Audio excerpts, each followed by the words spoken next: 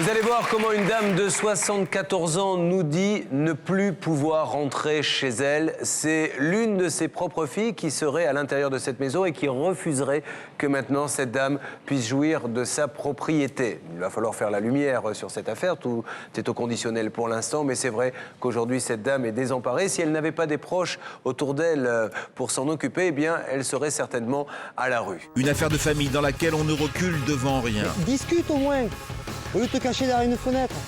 T'as pas honte? C'est ta mère quand même. Une mère de famille de 74 ans qui ne peut plus rentrer chez elle. À la maison, je dois y vivre jusqu'à la fin de mes jours. Et moi, mes jours, maintenant,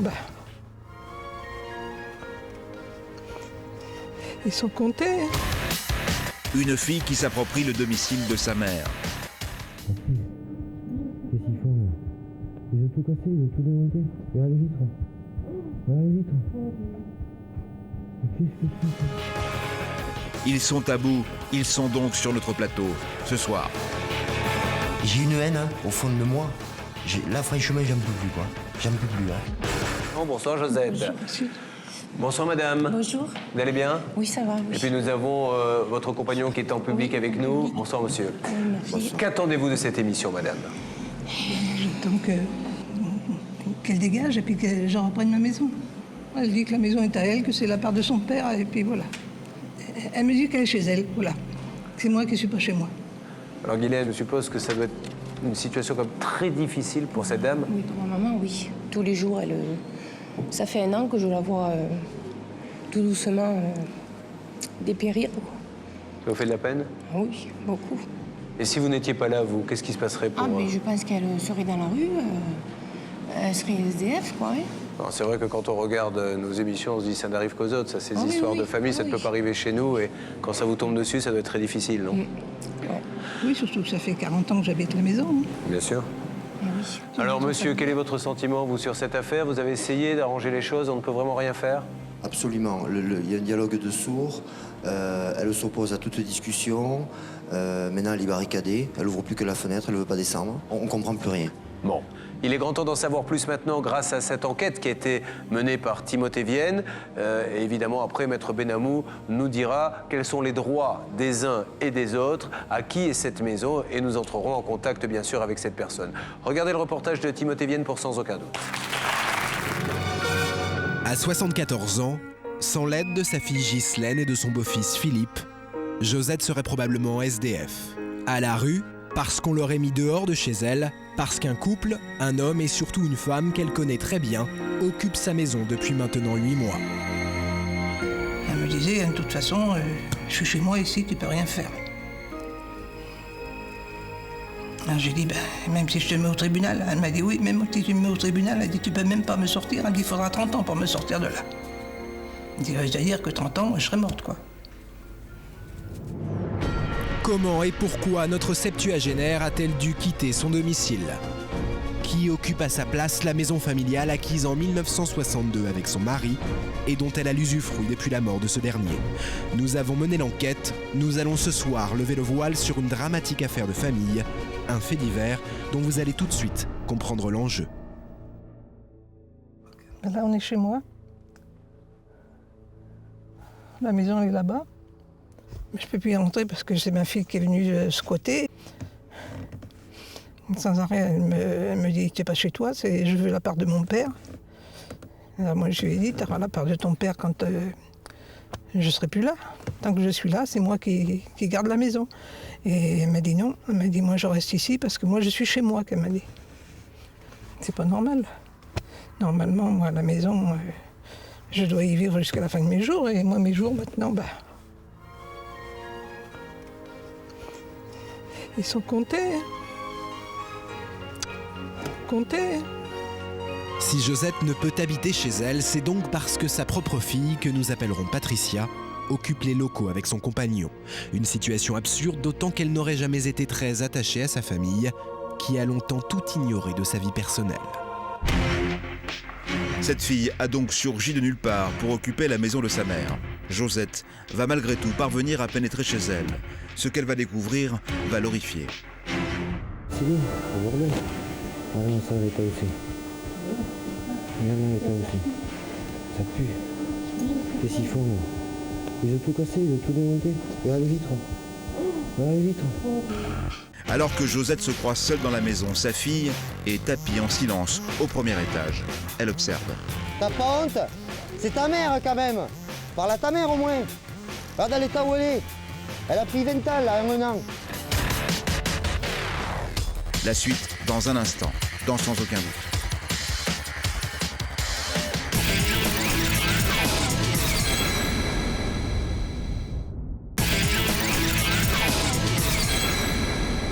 Une des filles de Josette l'a pour ainsi dire expulsée de sa propre maison.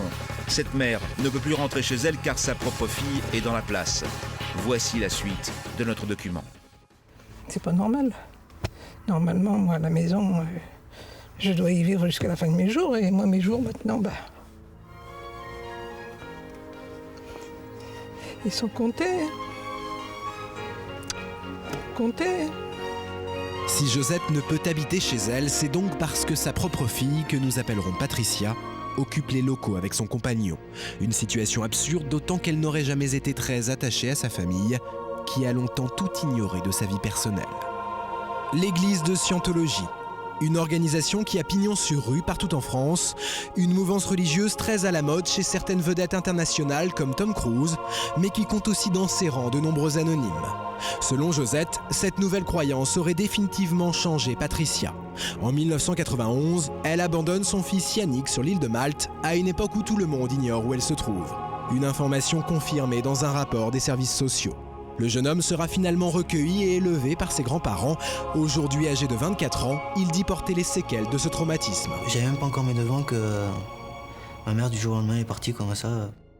Elle a jamais été présente. Une femme qui est jamais présente, c'est pas une mère. Moi, je l'ai jamais vu. Le peu que je l'ai vu, pour moi, c'est comme si ça a toujours été une étrangère. Durant des années, la famille demeure quasiment sans nouvelles de Patricia. Seulement quelques lettres et des coups de téléphone. Il y a 8 mois, soudain, elle serait réapparue. Elle aurait demandé à sa mère de l'héberger avec son nouveau compagnon. C'est à cette période, selon Josette, que les ennuis auraient commencé. Ils m'ont mis dehors petit à petit, ils m'ont pas mis dehors comme ça, complètement. Et ils m'ont poussé, quoi, ni plus ni moins. Et ils m'insultaient quand j'étais là. C'était insupportable pour vous? Ah bah oui. Parce que je voulais réagir, mais je pouvais pas. Je pouvais pas réagir, parce que si je réagis, ils vont me faire enfermer. Hein. Josette se décide finalement à réagir avec l'aide de sa fille Ghislaine et de Philippe, son beau-fils. Elle saisit le juge des référés qui déclare la demande irrecevable. Il estime que Patricia occupe la maison de manière paisible, qu'il existe donc une contestation réelle et sérieuse. Patricia s'estime lésée, elle conteste un acte de donation signé en 1996 par lequel il lègue la maison familiale à Ghislaine. Un argument fallacieux selon Maître Benamou, notaire parisien de renom. Je viens de lire cet acte. Et véritablement, il ne présente aucun vice, en tout cas en apparence, puisque c'est une donation, c'est un acte authentique qui est reçu par un notaire, et toutes les parties étaient présentes. Vous avez le donateur, qui sont monsieur et madame, leur fille, et puis le notaire. Donc il est clair que cet acte, tel qu'il est rédigé, est parfait, au sens juridique du terme. On a pensé que justement, comme Ghislaine était toujours là, de préférence on en était à Ghislaine. Si ça avait été elle, l'autre qui était dans la région, qui aurait été plus près, on l'aurait favorisé aussi. Mais on n'a pas voulu les déshériter parce que malgré tout, ils ont leur part quand même.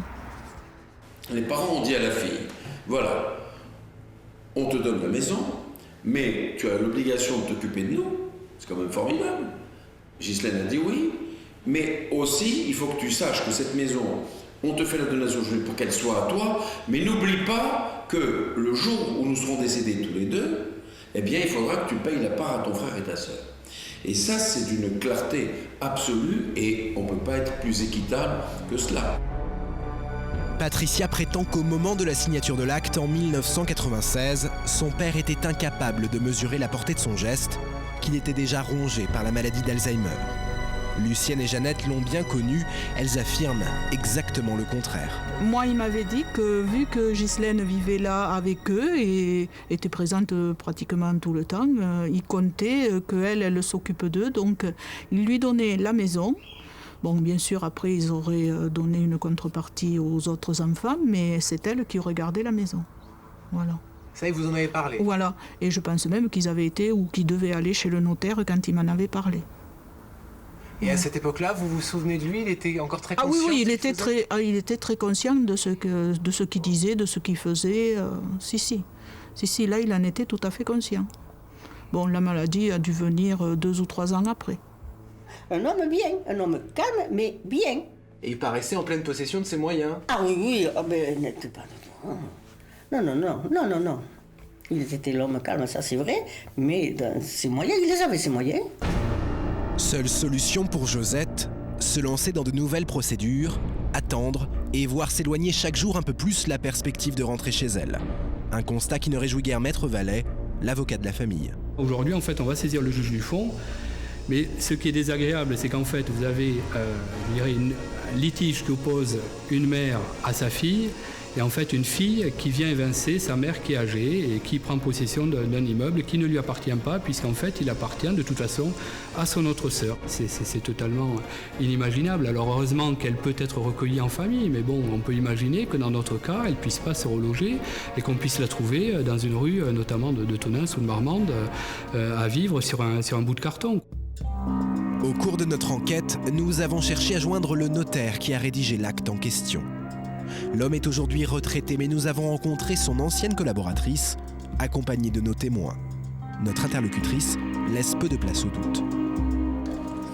S'il l'a fait signer, s'il a recueilli la signature des intéressés, c'est que manifestement, ils étaient en mesure et aptes à signer. Sinon, le notaire, il ne s'amuse pas à recueillir la signature des gens si Tout à fait. Ces personnes-là lui semblent ne pas avoir toutes leurs facultés. Hein.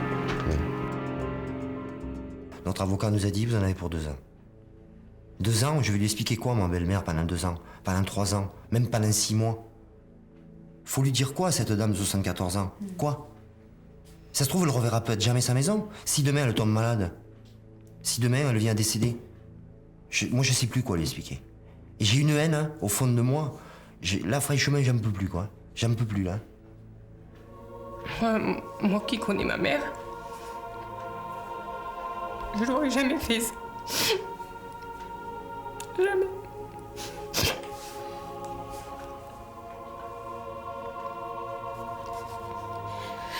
J'ai connu mon père et je sais comment était mon père et ma mère aussi, donc j'aurais jamais fait ça à mes parents. Jamais. C'est le moment de rendre une petite visite à celle qui occupe depuis 8 mois la maison de sa propre mère et qui la prive de son droit le plus strict, celui d'habiter paisiblement sous son toit. Pour l'occasion, Philippe est équipé d'une caméra cachée. Ghislaine et Josette l'accompagnent. Objectif, que Patricia s'en aille. Une porte est restée entr'ouverte. Josette, Ghislaine et Philippe parviennent à s'introduire dans la maison à la lueur du briquet car l'électricité a été coupée. Ah mais c'est bien, c'est bordel. Regarde ça, l'état aussi. Regarde l'état aussi. Ça pue. Qu'est-ce qu'ils font là? Ils ont tout cassé, ils ont tout démonté. Regarde les vitres. Regarde les vitres. Mais qu'est-ce que c'est ça? Regardez la véranda. Regardez ça. Regardez. C'est propre, hein? La maison semble avoir été désertée. En réalité, Patricia est là, à l'étage, juste au-dessus de leur tête. De retour à l'extérieur, nos témoins vont l'apercevoir derrière son carreau. Ils tentent alors d'engager la conversation, sans grand succès. J'aimerais te parler, pourquoi tu veux pas parler? Attends, ta mère, elle est dehors, c'est sa maison. Elle a 74 ans. Tu comptes te faire quoi, là? Mais discute au moins, au lieu de te cacher derrière une fenêtre. T'as pas honte? C'est ta mère, quand même. Honte de quoi? Mais dis-le. Au tribunal. Ah, tu parles, t'as même pas répondu à la lettre recommandée. Au tribunal. Ah, franchement. Mais t'as rien dans le ventre. T'as rien. T'as vu l'état de la maison en bas? Si au moins tu l'occupais proprement. Bon, je crois qu'elle ne tirera pas grand-chose, là. Ouvre la fenêtre. Parle à ta mère, au moins. Regarde l'état où elle est. Elle a pris 20 ans, là, en 1 an. Aucun dialogue ne semble possible. Josette quitte les lieux, choquée par l'indifférence de Patricia et par l'état de délabrement de sa propriété. Choquée, mais surtout très triste. Pour moi, c'est une injustice. Pour moi, c'est un vol. Un vol, ni plus ni moins. Qu'elle s'en aille et qu'elle ne revienne plus. Parce qu'elle a sali la mémoire de son père.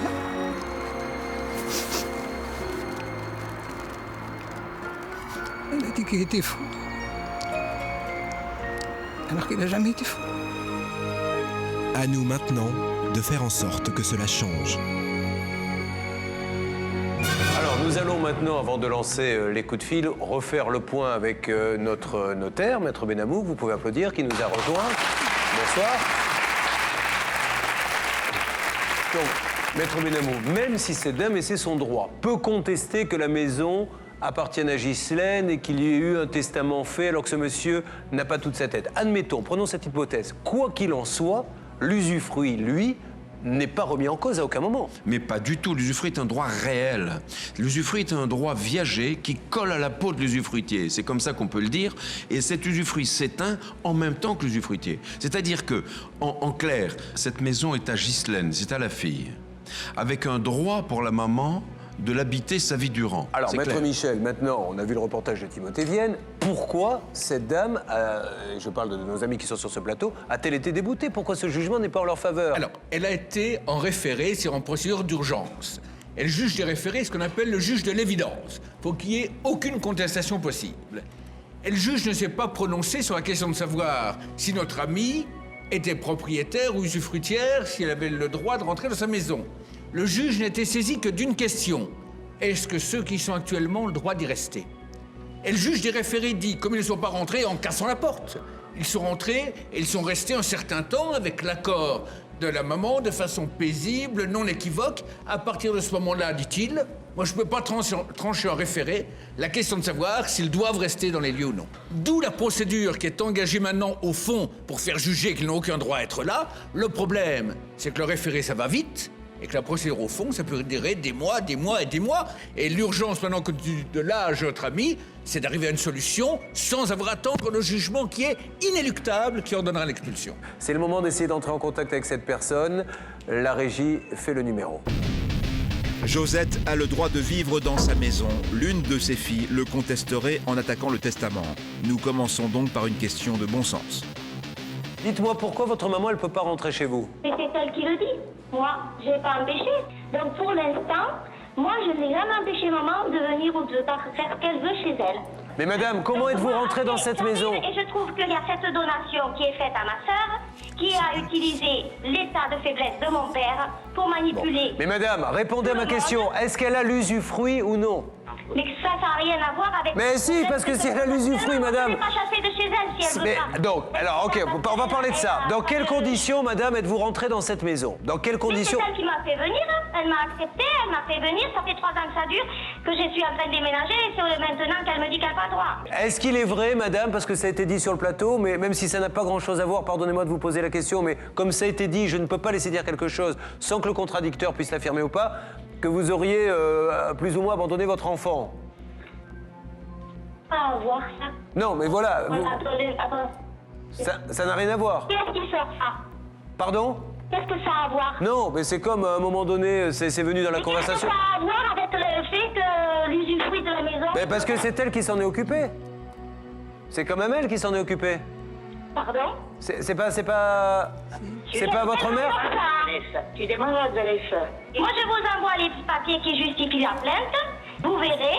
Mais vos papiers, madame, ça n'a pas été jugé, c'est des plaintes que vous avez formulées. C'est pas des jugements. Monsieur Courbet. Oui. On va vous envoyer les documents. D'accord. On possède et on va discuter. D'accord. Alors, avec plaisir. La position des deux passeports. Je suis entièrement d'accord avec vous. Je vais vous passer. C'est inconcevable de discuter dans cette Évidemment. position. Alors, je vous passe quelqu'un qui va vous donner le numéro de fax et comme ça, on peut se rappeler un peu plus tard. Absolument. D'accord. Je vous remercie. Est-ce que vous avez un numéro de fax que je puisse vous faxer des documents? Au revoir. Naturellement, aucun document ne va nous parvenir. Nous envoyons notre journaliste sur place, Timothée Vienne. Il n'est plus qu'à quelques mètres de la maison de Josette, occupée par une de ses filles. Il s'approche du portail. Madame? Alors, c'est un peu compliqué parce qu'il y a un portail et pas de porte. J'ai accès à aucune porte. Il y a juste un portail, mais bon, Le contact n'a pas été établi. La fille de Josette et de son mari ne sont pas là. Mais ils répondent au téléphone. Tout espoir n'est donc pas perdu. Je voudrais juste pouvoir parler avec vous, madame. Où est-ce qu'on peut se retrouver? J'ai fait le déplacement jusque chez vous. Je voulais discuter un peu avec vous. Pour vous montrer les documents et tout ça. Où est-ce qu'on peut se retrouver? Le couple semble prêt à nous dévoiler ces fameux documents. Un rendez-vous est pris dans la demi-heure au centre du village. 1 heure est passée, nous sommes en ligne avec notre journaliste. Timothée, vous m'entendez? Je vous entends, Julien. Rebonsoir. Alors, est-ce qu'ils sont venus? Malheureusement, non. On s'y attendait un peu.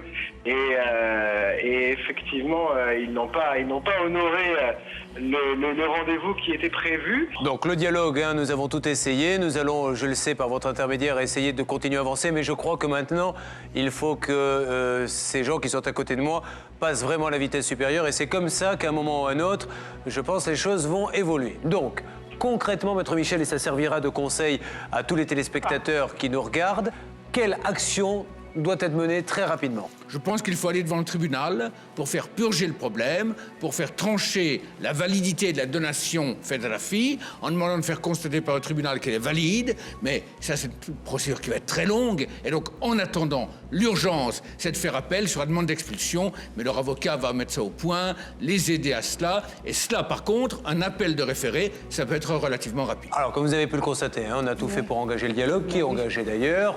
Ils ne sont pas venus parce que peut-être qu'il s'est passé beaucoup de choses. Il faut se mettre aussi à leur place dans cette journée. Donc Timothée va continuer à essayer de parler avec ces gens-là. Mais en menant ces 2 actions, quoi qu'il en soit, vous ne pouvez pas passer à côté de cette maison. Donc il faut qu'on fasse en sorte que ça aille le plus vite possible. Et c'est en cela que nous allons vous aider pour que ces démarches soient lancées dès demain. Oui. D'accord? Oui, on va continuer. Bien. Monsieur, je compte sur vous aussi hein, pour les soutenir. Hein. Vous êtes...